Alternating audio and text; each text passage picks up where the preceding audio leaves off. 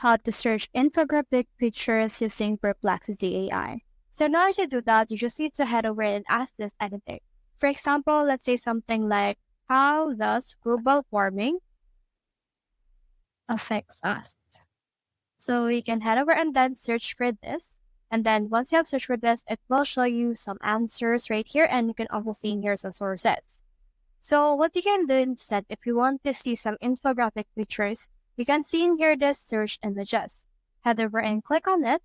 And then from in there, you can see some images related to your search. And you can see in here some infographics. Like for example, when you click on this particular picture, you should be able to see this. Like for example, this communities right here, as well as climate impacts, and also this climate change, and also a lot of things right here involving the search that we have made.